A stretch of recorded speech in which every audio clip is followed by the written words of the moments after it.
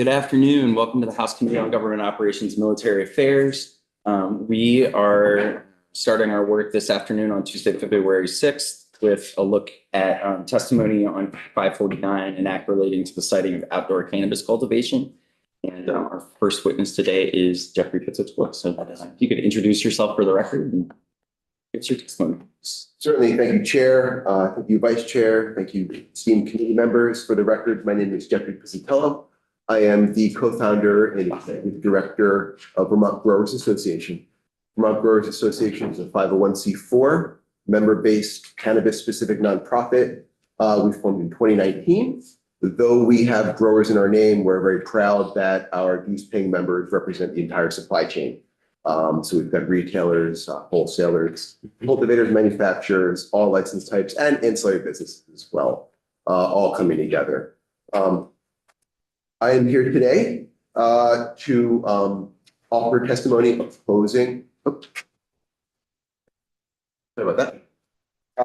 Bill H549, and as currently written, and I'm going to be brief in my testimony. I do not have prepared remarks, so nothing to submit. Maybe afterwards, if that's acceptable.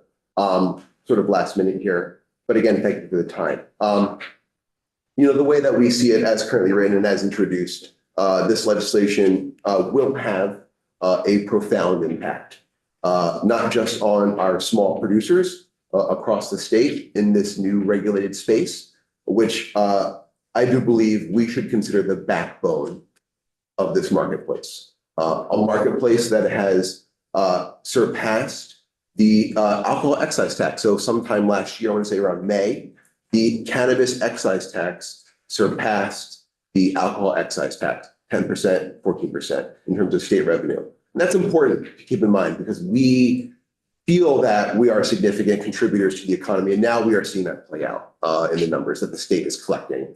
And the last thing we want to do is mess with that revenue stream that's coming into the state, impacting producers as such that 549 proposes would materially and substantially impact that revenue stream, but also more importantly, the equitability and the quality in this marketplace that is also part of the original intent of the enabling statute, Act 64/2020. Equity is a component of the original intent, and it's something that we would like to be considered in all cannabis-related conversations, not just around 549. So, we're looking at right now, the agency, everybody has licensed over 200 outdoor and mixed-use cultivators.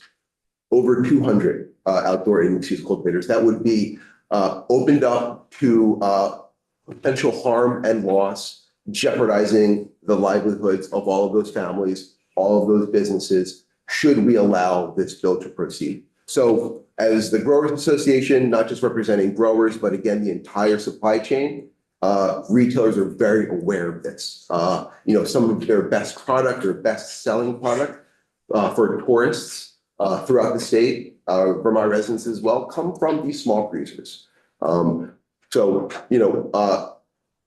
Things to keep in mind as we weigh this legislation. We ask this committee and other committees that are deliberating this bill to keep in mind, and we have yet to see these assessments in place, and that is what is the real world impact, of enabling this proposed policy?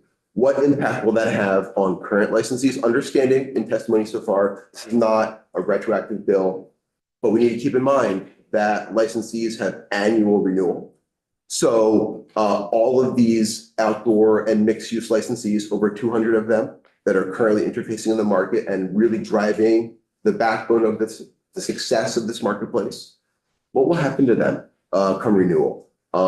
These are questions that we ask that you all think about as you deliberate this bill. And as of this moment, that is why we oppose this legislation. So things to keep in mind as you guys have this conversation.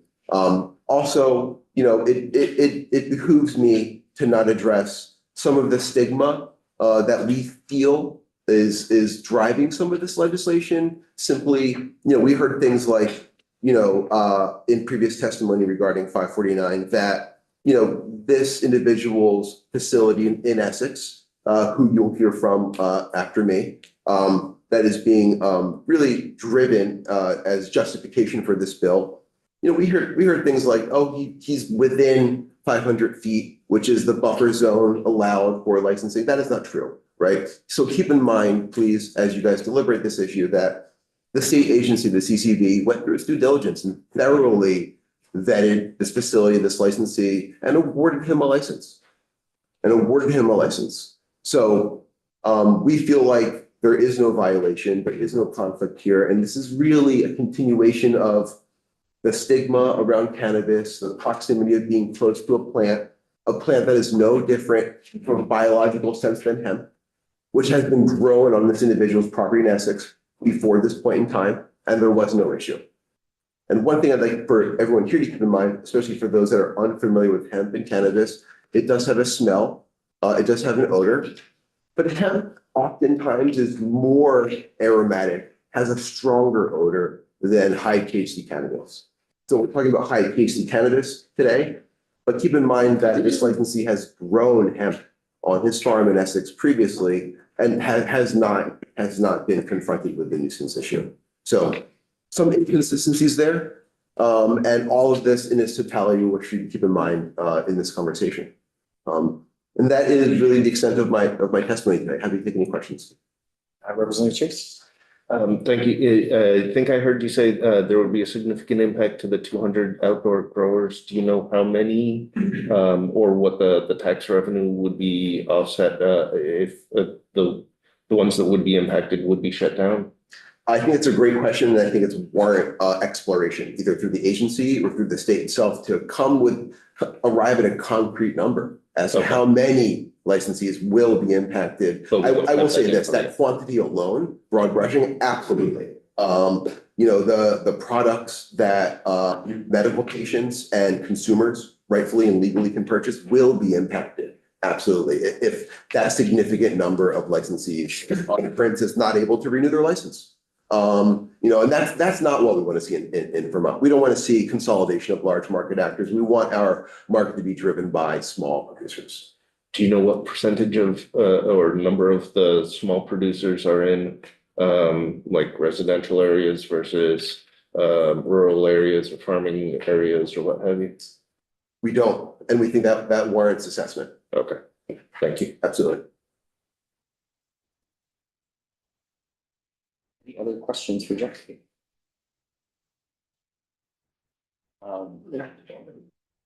One thing that might help us, that I might haven't asked if it's possible to survey members, is just to look at, I think we'd love a sense of where a lot of those small cultivators are, what kind of environments. I think what a lot of us had in our head as we looked at H270 last year and talked about some of the issues and went in the direction of saying that there would be a lot of the right to farm provisions would apply to outdoor cultivation more broadly to all outdoor cultivators that we did in the bill we passed last year. I think a lot of us had in our head that those were, that folks weren't growing in really close proximity to neighbors' houses, for instance. The reason that we're taking testimony on this bill today is to understand a little bit better the kind of real world impact. Certainly. Yeah, I mean, my response to that, Chair, and valid point is, farmers have the land that they have. It's especially, individuals who maybe have been there for decades. And oftentimes we feel conversationally, not in this committee, but just generally, burdens often lie on small producers and farmers, and so they have a lot on their plate. So we feel like it would be unreasonable, to ask, say, a farmer who's been on their property for X amount of decades to maneuver or get another piece of land. This is already a costly venture between insurance, banking, licensing fees and whatnot. It is challenging to make a living right now in this marketplace. I want to make that point. It is challenging. Though it is bringing in state revenue, it is a bittersweet moment. We're at a moment where product and market saturation is becoming a reality. We need to do what we can to make sure that these small farms and these families that got into this are able to continue with their livelihood. And we're not talking about, large, revenue streams for these small farms.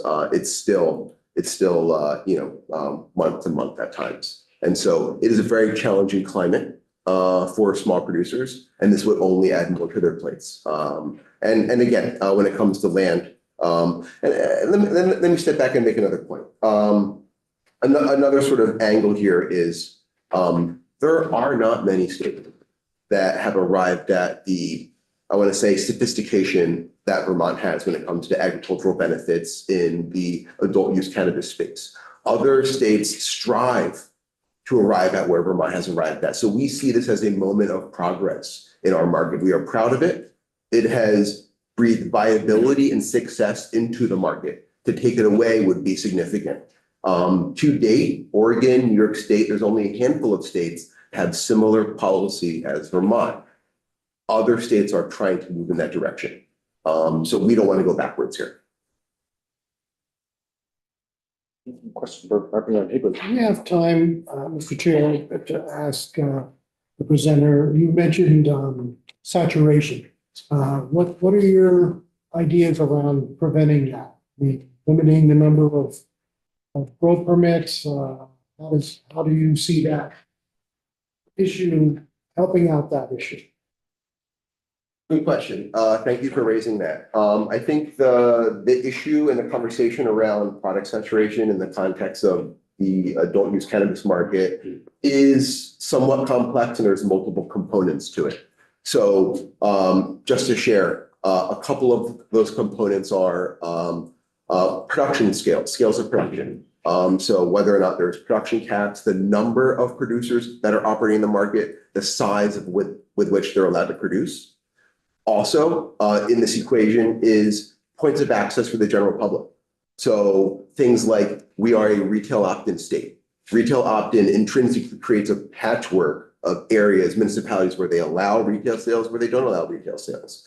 We feel like that contributes to product saturation because it limits the number of access points for the general public for products to flow through the supply chain. So decentralizing retail, whether it's through direct sales, which is providing direct sale allowances, fair direct sale allowances to small producers. No different than a farmer right now with a vegetable garden or raw milk. And we believe that that should be a conversation this year. So that's part of decentralizing retail, in addition to things like removing retail opt-in. It would be appropriate to allow, right, for municipalities to opt out, but we feel like a patchwork of where you can buy the product and where you can't does not lend itself to a viable and healthy market. So those are some of the contributing factors that should be included in the conversation when it comes to product saturation. Hope that answers your question. Thank you. Thank you very much Welcome. for being with us today. We'll invite Mr. Struthers to take the lead chair.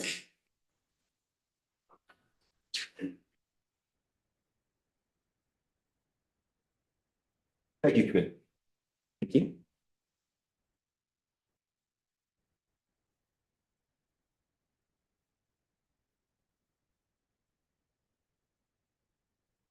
Thanks for being with us. If you just introduce yourself for the record. Yes, Mr. Chairman, I appreciate the time to be here today.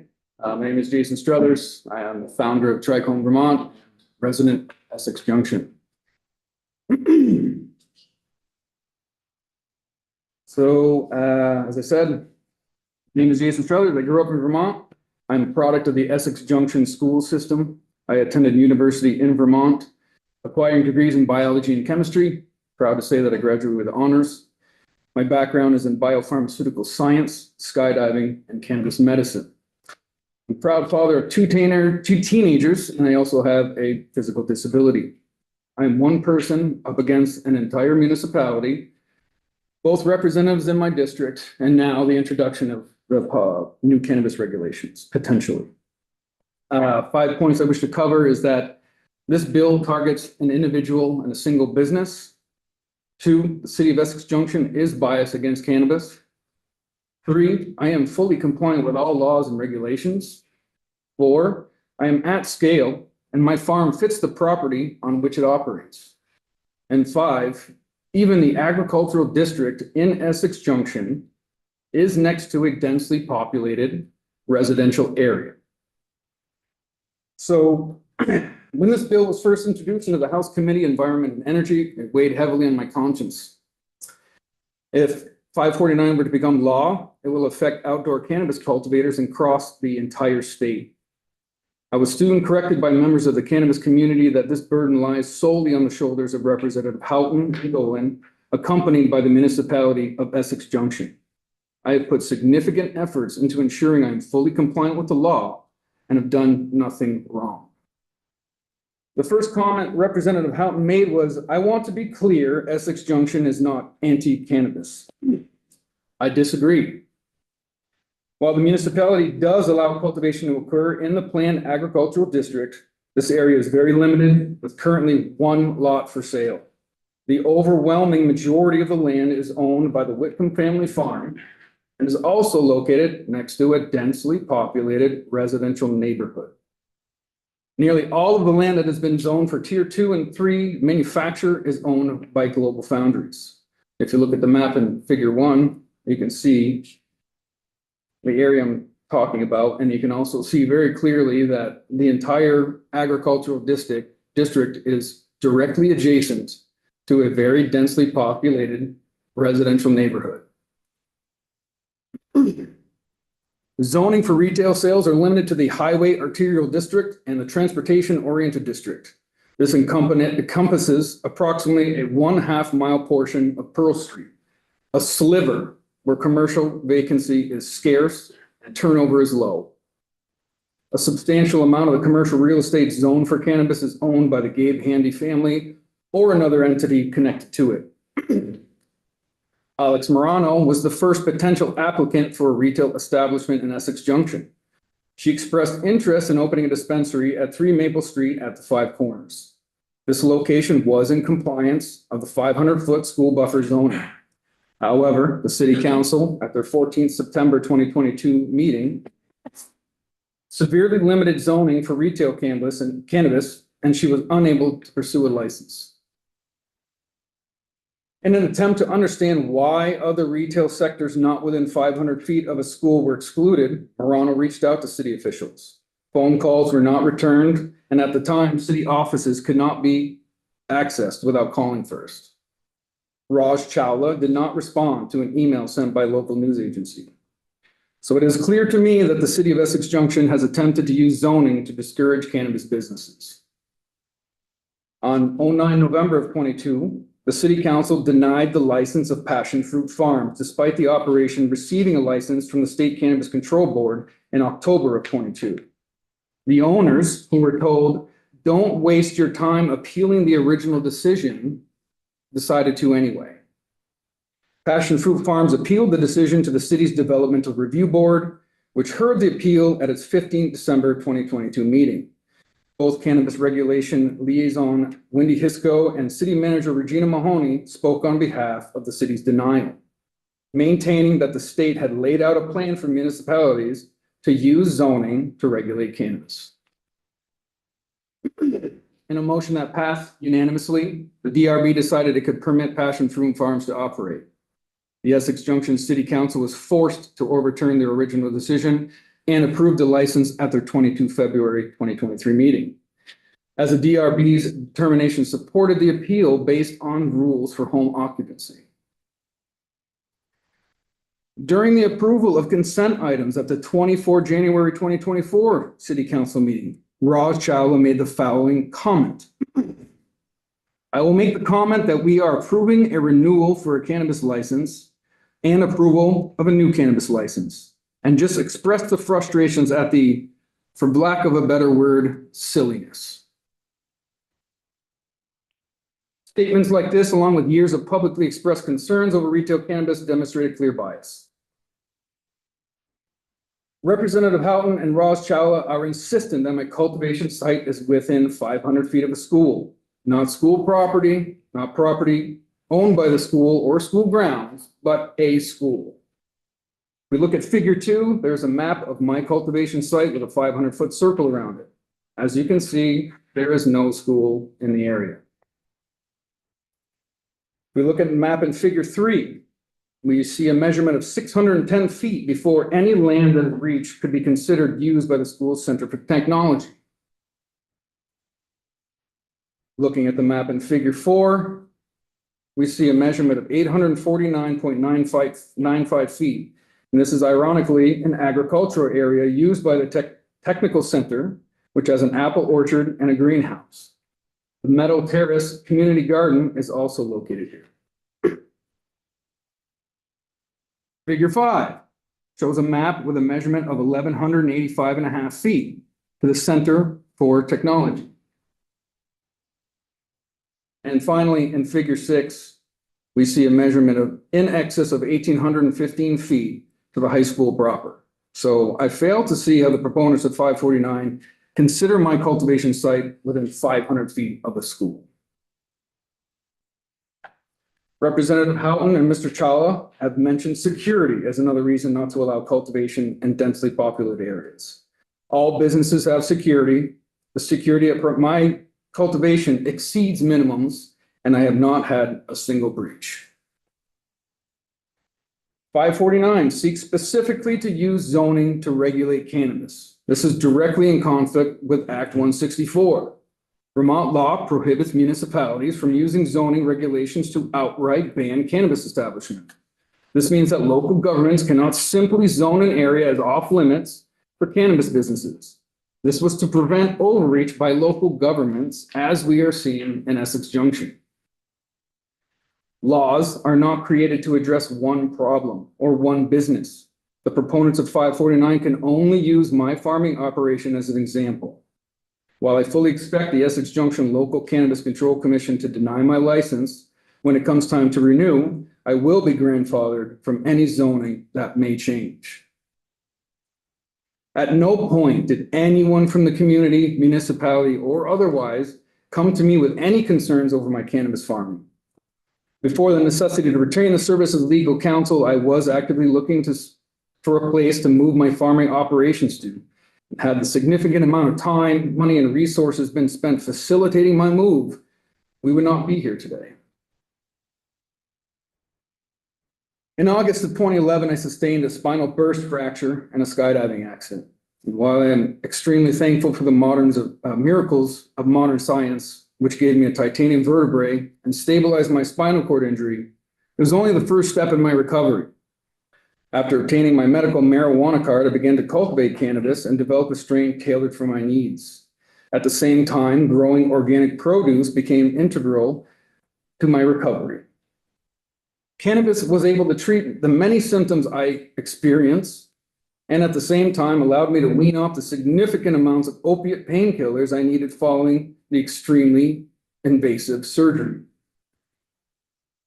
Atop this very building is a statue of Ceres, the Roman goddess of agriculture.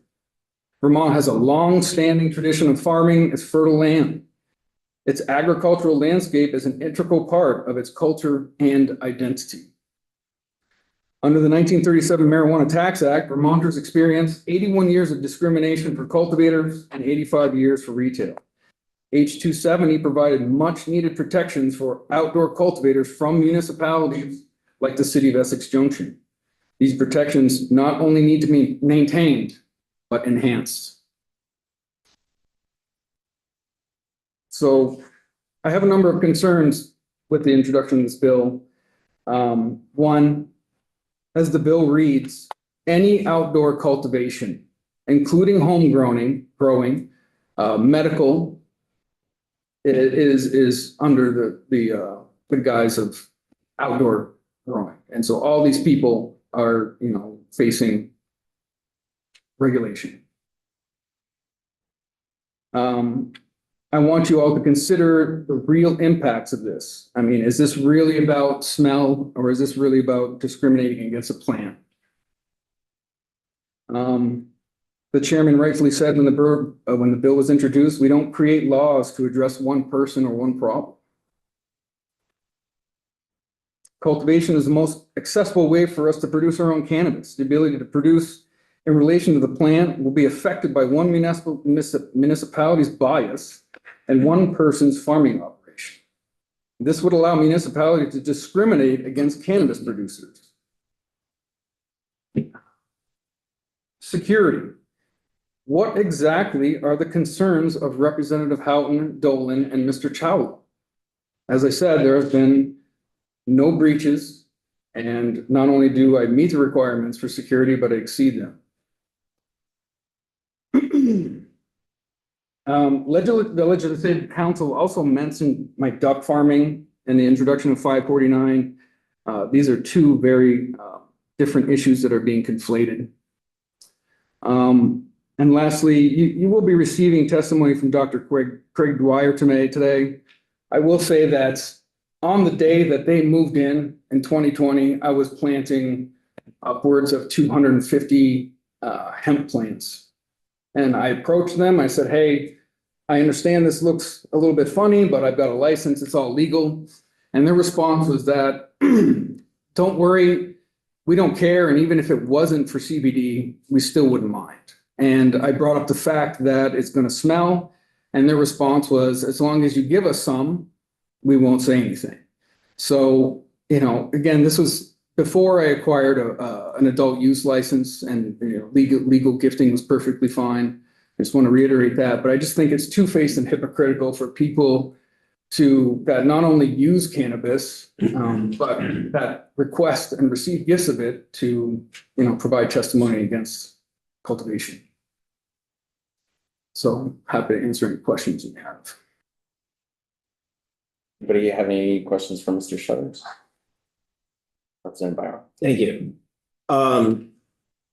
So I guess I have two things here. First of all, thank you. This is an incredibly complicated conversation. To the point you raised a couple of times about this being an isolated incident, I understand your perspective, but I just wanted to say that we're so early in this new industry that as conversations like this pop up, we have to look at them closely, because this one incident could be occurring in other areas. We're just not aware.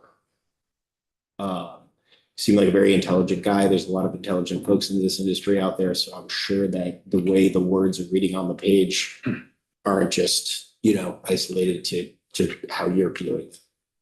Now to my question, I'm just curious. You were talking about you were trying to navigate a move, but your resources were diverted to the legal aspect of this. What were you looking to do in that situation that you weren't able to get to? Like, were you looking to relocate? What were you thinking of doing? Well, as I said, I have a spinal cord injury. So packing up a house and moving in and of itself is an overwhelming task. Oh, so you were thinking about actually like moving like a new home, not moving the product. Yeah, when I spoke with my neighbors about it, I told them I had a 2-year plan, and I'm actively seeking other properties, but they decided to push the issue and retain the services of legal counsel to try and stop it in the meantime. Okay, so you're like, and if you, yeah, I just missed the clarity on that. So you weren't thinking about relocating the garden. You were thinking about relocating yourself, your family, everybody. Right. Senator Cooper. Thank you, Mr. Chair. Your inclination to jump out of a perfectly good airplane notwithstanding, your academic background give you any insight into any other plant type that is as fragrant when grown in a agricultural purpose? I mean, if you had a rose garden. All flowering plants emit smell. There's lots of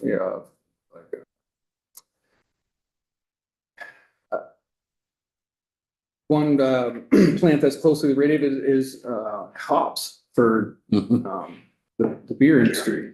That is extremely fragrant as well. No, I do recognize that cannabis does have a smell to it, but the harvest time is only a few weeks long, and the rest of the year it really has no impact on the community.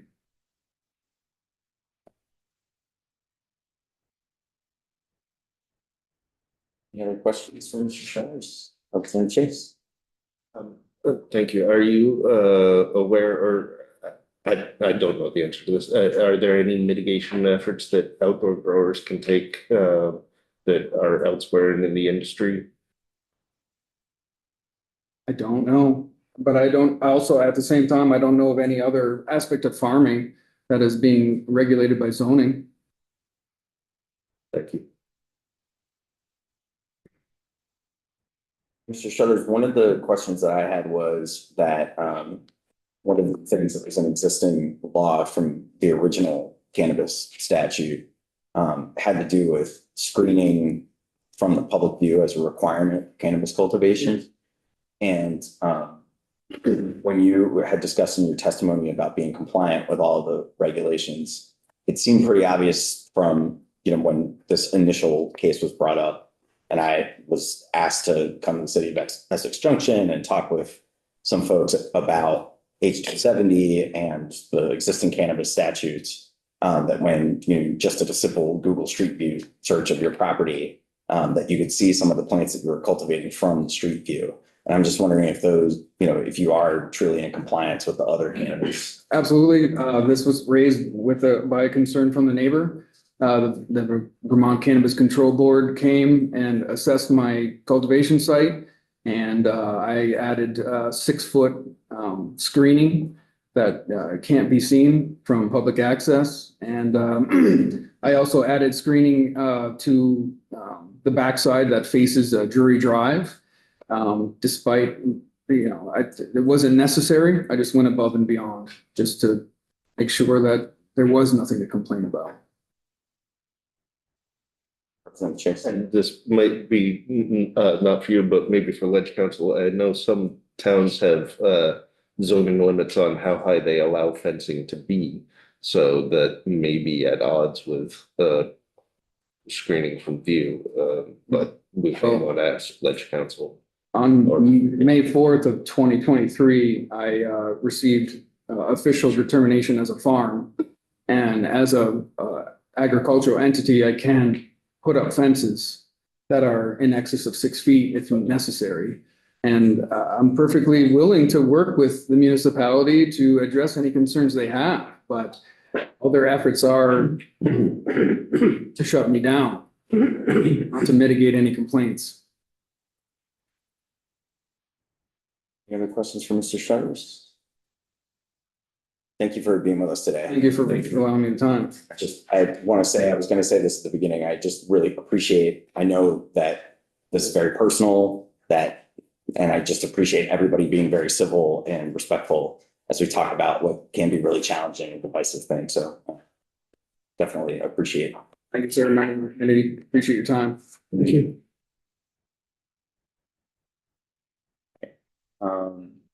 Our next witness is Craig Dwyer. Are you still with us, Mr. Dwyer, or Dr. Dwyer? Excuse me.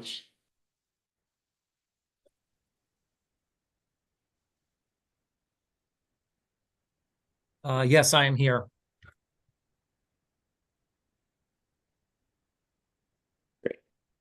Great. Could you introduce yourself for the record, please? Sure. My name is Craig Dwyer, and I reside at 10 Taft Street in Essex Junction, Vermont.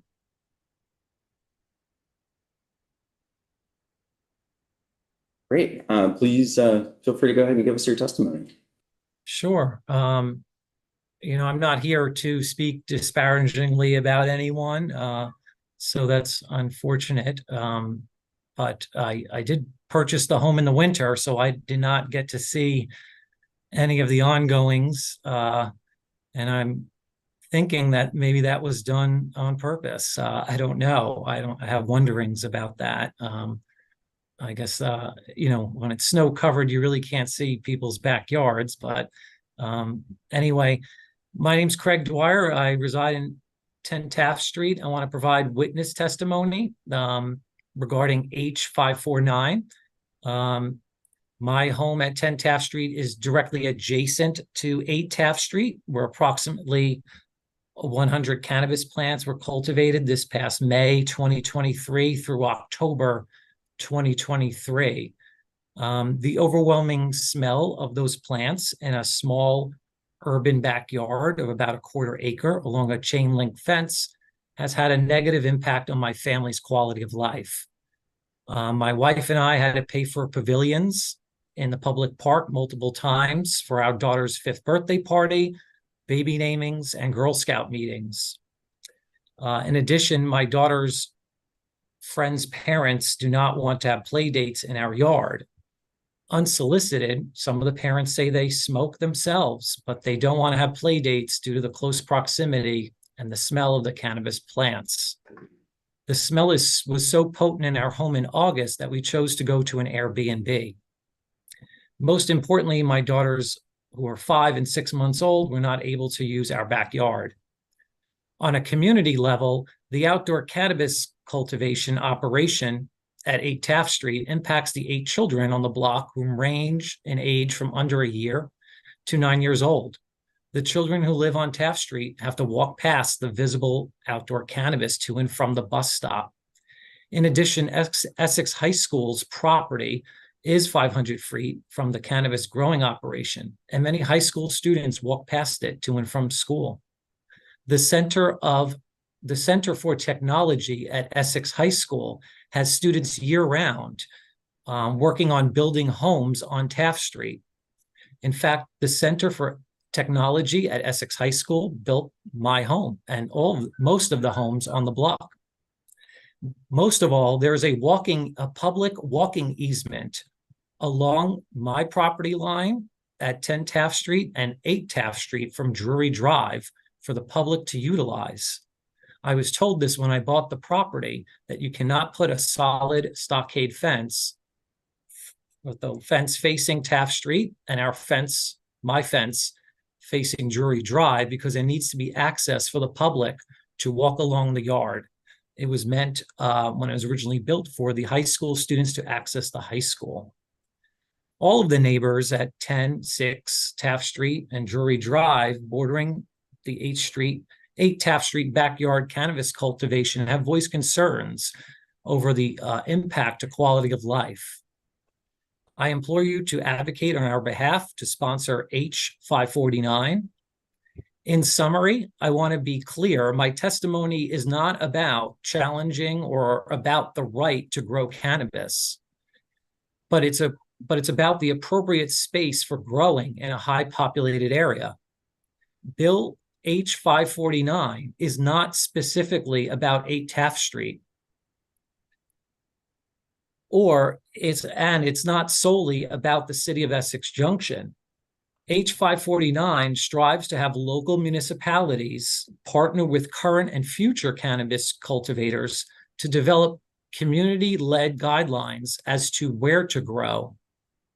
This bill will allow for communities to engage in questions and make decisions such as, is growing cannabis along a public easement or along a town square or a playground or a school or daycare facility benefit the public interest? It will allow communities to explore these questions. A current one-size-fits-all state legislation on cannabis cultivation may not currently serve densely populated areas. That's all I have to say. I am a principal, so there are 600 children who need my attention, so I have no further things to say. But again, I just want to state it's not anti-cannabis. It's thinking about spaces that are appropriate, that affect the public interest. Thanks, Thank Dr. you. Dyer. Yeah, thank you for your time. I appreciate it. Would you be willing to take a question from the committee? Representative Chase. Go ahead. Doctor, you said that there was school facilities within 500 feet. Can you be a little more specific about where? I've got Google Street View up and the maps provided previously. And I'm trying to make sure that I'm understanding what you're saying and where you're talking about. The end of Taft Street begins the Essex High School property, and also the homes on the other side of the street, all that property behind their homes is owned by Essex High School. The kind of wooded area, I guess that's a gully or something if I'm looking at the topo map. I guess so. I don't know what to call it. With the stream running down the middle of it, is that what you're talking about? Yes. Okay, thank you. I also believe that Google Maps will not show the public easement that's going through the property. It doesn't appear to, you're right.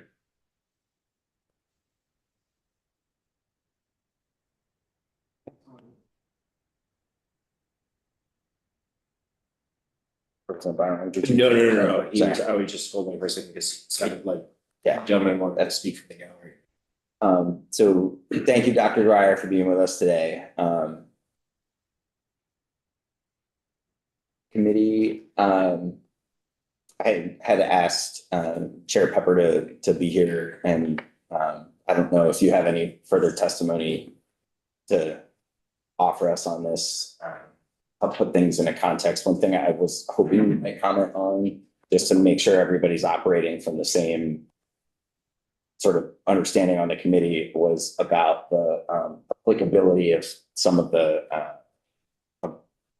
H549 to home grow, because I don't think that is considered here. Sure.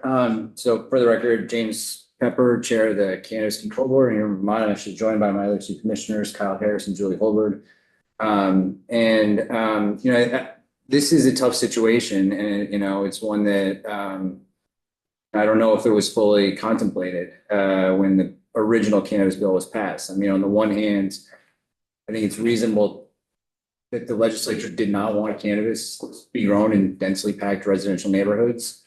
On the other hand, the CCB was directed by statute, VSA 904A, to move as much of the illegal cannabis market as possible into the regulated market. And so this sets up a conflict where, the former illegal market were growing in their garages and their cellars and their spare bedrooms. And now that it's legal, they're asking to move outside. Siting of cultivation was not an authority that you granted the Cannabis Control Board. We have very limited authority over visibility from a public highway, certain aspects of what's known as the one location rule. And then, we deny applications that don't get local approval. So this kind of consideration was, I think, contemplated to be a local decision as to where cannabis cultivation should be cited. And I think reasonable minds disagree about this. We engaged with a number of municipalities through the league, and some towns really wanted cannabis cultivation to happen kind of out on the outskirts, away from downtowns. Others wanted them kind of more along traditional, like, police patrol routes in case there were issues of theft. So I appreciate that that this is more of a local decision. Because again, we're an unelected 3-member board. Where cannabis should be cited, why are we imposing our judgment when this is really kind of the legislature, and we're a Dillon's Rule state delegating this to local authorities? So 549, of course, changes this approach. If you want to pursue H549, I would really just ask that you give us a workable standard to evaluate a site from the outset. Just because, I don't know of a map that exists that will give kind of what's required in Section 1 around population density.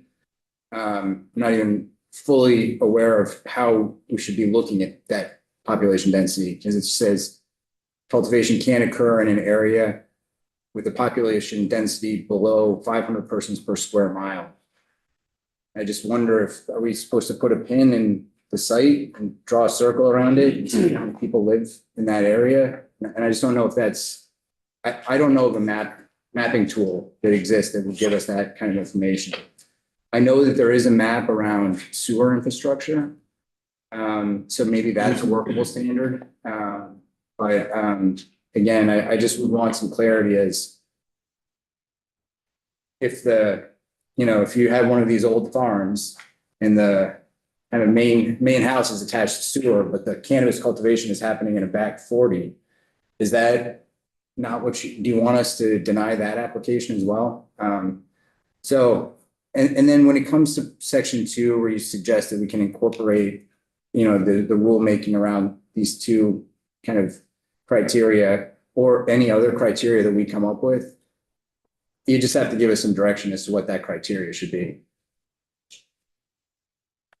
So it sounds to me, if we were going to take a look at this bill, that the population density standard is like an entirely new concept in citing and state law that seems more like it introduces ambiguity into the conversation that is probably not going to be helpful.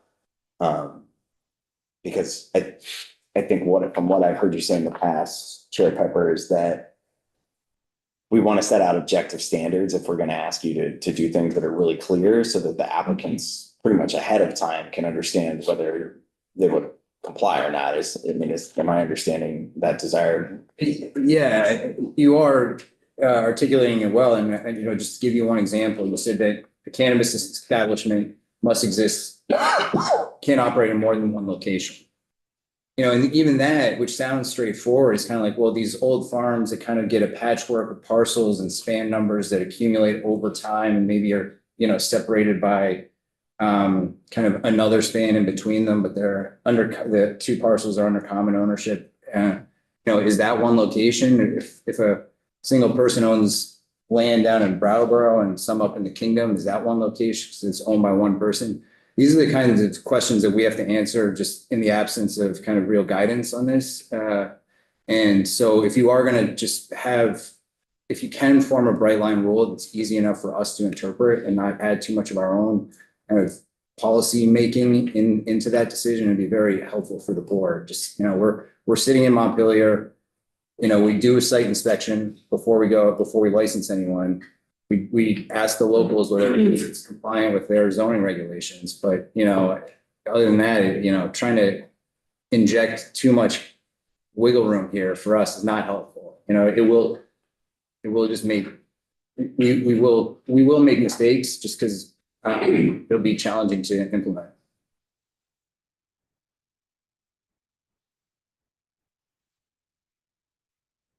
So if I understand the situation correctly in the city of Essex Junction, and again, I don't want this to be solely about, one individual property owner and one incident in the city of Essex Junction. We've got to think about the whole future of the industry and where we think citing is appropriate, where it should be at the local level, where it should be at the Cannabis Control Board and the licensee level. But I'm trying to understand a little bit how the evolution, and as Representative Byron said, this is a new thing that we've been trying to dial in over the last couple of years. We've established and now have a tax and regulated market. So in a situation where there's obviously, a local cultivation, like how does a license get granted if a municipality has basically said, this applicant's applying in a place where we haven't designated is appropriate for cultivation? Like what's the relationship there between? Yeah. So, just the basic workflow for us is we work through an application. It takes us about 90 days from the time it's submitted to the time it's ready for the board's approval, and we approve it. If there is a local control commission that has been established to kind of ensure compliance with all zoning regulations, permitting requirements, if an application is coming from a town that has established one, we send it to them for a final approval. And they kind of go through and make sure that all of their regulations are met. And then they send it back to us. They either approve it or deny it based upon a very narrow set of criteria that you granted them to evaluate. So, but zoning, up until, of course, the bill that passed last year was one where if they could pass zoning and say, we only want cannabis cultivation in areas that are zoned agriculture. And that would have been acceptable. I think this individual, I forget what kind of license he has, but you always exempted tier 1 cultivators because that's kind of who you defined as the illicit market, the former illicit market, that you wanted them to started growing regulated cannabis as opposed to unregulated cannabis. So they were all, the tier one cultivators were always exempt. Yeah, and that's, I really appreciate you saying that, because it was never my understanding that the bill that we passed last year made any changes for tier one cultivators, in regard to, their exemption from local zoning, so. Representative Chase. Thank you. Do you have any info on what other states are doing as far as this issue? Other states just look so much different than Vermont. Our like a tier one cultivation in Massachusetts is 5,000 square feet, for instance. So that's a big operation.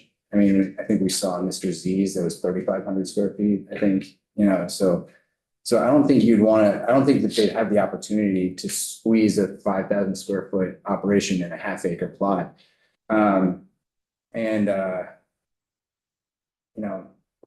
Not everyone has the same mandate as us to focus so exclusively on the former illicit market.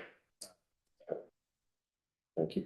Of course, also, Massachusetts, I don't want to just focus on that, but they're a home rule state. So the community host, everyone has to kind of get local sign off before, from their select board or whomever, before they even go to the city. Going back to Mr. Pizzatula's testimony, it sounds like there's the potential, if we pass something like 549, to sweep in a lot of tier one cultivators. But I'm wondering if the Cannabis Control Board has a sense of, roughly how many of the tier one cultivators are in, residential neighborhoods where they're on really small parcels, less than an acre, that are, within less than 100 feet of a neighbor's house where Really they're small cultivating. setbacks. Yeah, I mean, how many of our licensees look like that? I would only be venturing a guess. I knew that question may come up. And I didn't want to know. I wasn't quite sure if I could really give a direct answer, because there's, two criteria here and one of them I just don't really know how to answer, the population density one. But I'm happy to try and get you a number just on using that sewer water. How many people would be impacted by it if you just went, anyone who's connected to municipal sewer.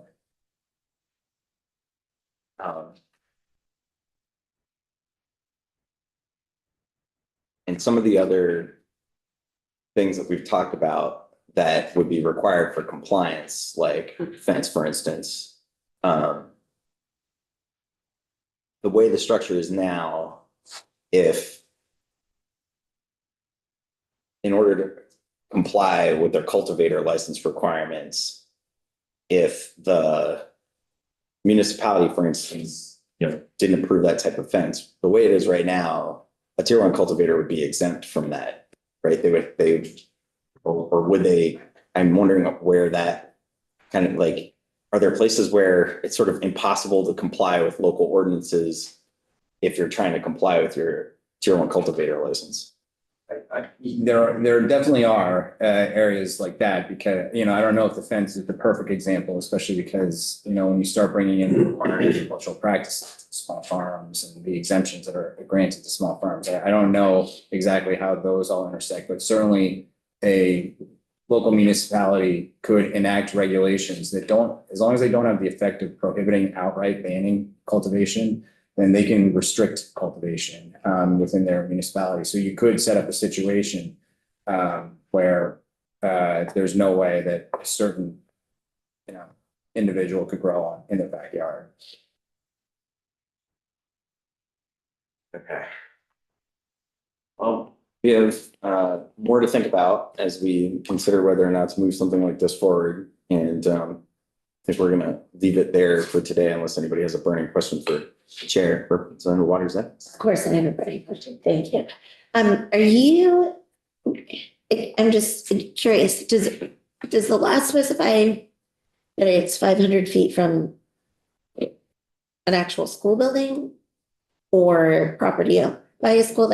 How does it read? Yeah, so this is a great question, because honestly, as I mentioned at the top, we were given zero buffer authority. We were literally nowhere in our laws does it say Oh, okay. that we can impose buffer zones from anything. You know, my former work, I was working for, I was the deputy state's attorney. So I happen to know very well that there is a enhanced penalty for selling regulated drugs within 500 feet of school. And then an adjacent property or 500 feet from a property line. So we cross-reference that in our retail licensing requirements, that you couldn't set up a retail shop that would bring you into violation with this law. Whether that's lawful or not, I don't know, because we weren't given the authority to kind of explicitly cite. And honestly, the law, it's 18 VSA 4237, the kind of drug-free school zone law. It says that no person shall knowingly or unlawfully dispense regulated drugs. So then it brings in the question is this a lawful sale? Because if it is, then this law doesn't really apply. But that being said, we've been pretty kind of explicit with our retailers that just don't go within 500 feet of the school. Chair Pepper, that only is really relevant to the retail, Just the retail. locations, not the cultivators. Right. Any other questions for Pepper? All right, thank you very much, everyone. So we're gonna move off of this topic after our break. So we'll adjourn for 15 and come back at 2:15 to hear some new buildings.